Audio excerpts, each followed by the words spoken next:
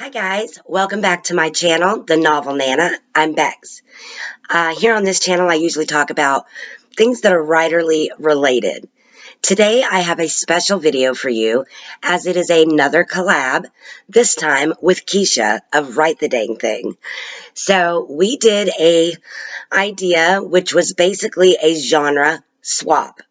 She writes in the fantasy genre, and I write in the mostly horror genre. However, today I am going to try my hand at reading a piece of fantasy. So we'll see how it goes. The piece is called The Artemis, um, which is basically a fancy word for painter in the world that I have created. So, anywho, without further ado, I'm going to go ahead and get straight into it and begin reading for you. So, I'm going to pull it up. Hopefully, you can hear me okay. Artemis Gideon had been in hiding, but now his whereabouts were known. He had 24 hours to find his missing supplies and flee the land or perish. The protection spell that had cloaked him had been penetrated. The fairies had held off the enemy, and he was grateful for the time they'd given him. For the last 19 hours, he had searched as they had fought and died. He would fix this once his supplies were found. He'd managed to unearth his precious canvas, but his brush and paints still lie hidden within the vast forest. He had miles left to search. Screams echoed in all directions around him as the hours passed. He'd made it to the west end and found his brush clutched in the dead hand of a woodland sprite who had been helping him. Time was running out. Artemis burst through burning branches. Briar thorns tore at his flesh, but he pushed onward. Tears stained his cheeks as he ran by severed wings and broken bodies of fairies. He clawed beneath the autumn hues of the forest floor in desperation. He did not have time to mourn the loss of his beloved friends, but he seared each of their faces into his mind's eye. He would not forget. He continued on. All he needed now was the paint, and then he would set it right. Marin the ogre was hot on his trail, literally trying to smoke him out, to kill him. Black billows permeated the sky. Scarlet and auburn embers crackled behind and above him as he ran. Orange flames licked at his feet as he hurled himself over and through the fire. It was burning away sacred trees of old as he passed. Smoke blurred his vision, and sweat from his palms made it difficult to continue grasping the canvas and the brush he carried. He bobbed and weaved through the destruction. He had to keep going.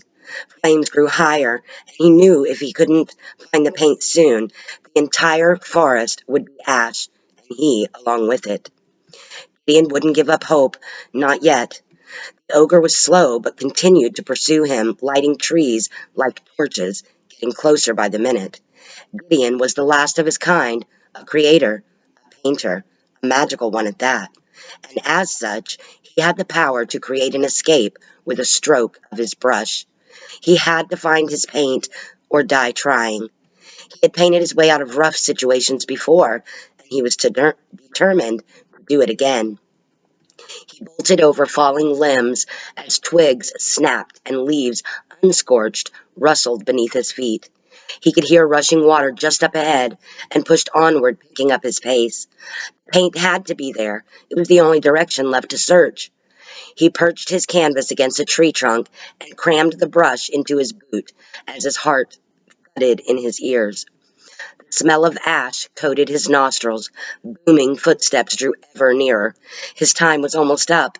Gideon crouched low and frantically he turned over every pebble and stone that he could find.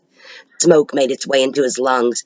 He covered his mouth with his sleeve, and on his knees he continued searching the ground. He dug at the earth and tore twisted vines away from tree stumps, but still came up empty. The blaze burned closer. He crawled toward the banks of the brook, and that's when he saw her.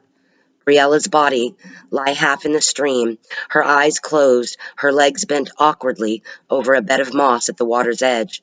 He lunged forward, scooping her up into his embrace. He cradled her in his arms as he cried out her name again and again.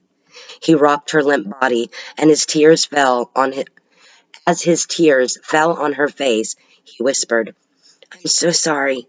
My love, I have failed you, failed us all. I couldn't find my paint.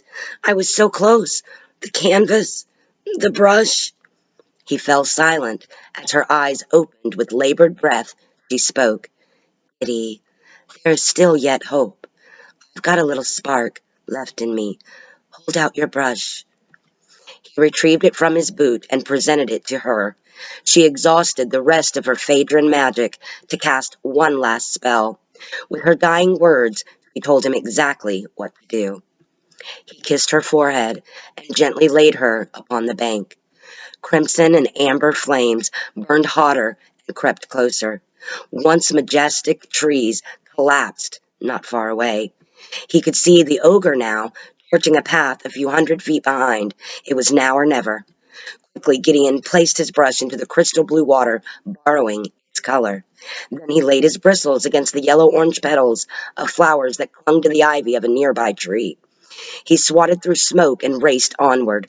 The ogre was almost to the last patch of trees, upon one of which leaned Gideon's canvas. He had to get there first. He stumbled over rocks in his rush to get his brush to touch bark and leaves, and then a patch of moss and the top of a mushroom. At last, he had a full enough palette stored within the bristles to paint a scene he could escape to. Marin, the ogre, was burning through the last of the tree line. Gideon bolted toward the canvas. Feverishly, he painted a small sailboat onto a winding river, a sunset that became the backdrop of an island in the distance. He painted fast and focused. A hut, a palm tree, a small stack of canvases, and a painter's palette with tiny drops of varying color. The ogre threw a blazing branch like a javelin towards Gideon, and once again flames licked his boots, scorching his pant legs and his skin. Quickly, Gideon painted the very last element of his scene. He painted her, alive and well in the boat, waiting. Marin took a leap and landed less than a foot away. Gideon clutched the brush and placed his hand to canvas. Instantly, he fell into the painting in the waiting arms of Briella. They sailed away safe from the inferno, leaving the ogre and the land to burn behind them. Okay, guys, so that's it. That was the story. I hope you guys liked it. That was my attempt at writing fantasy.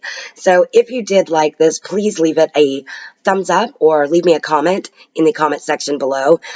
If you would like to see Kesha's, which is the other half of the collab, I have listed Write the Dang Things channel in the link.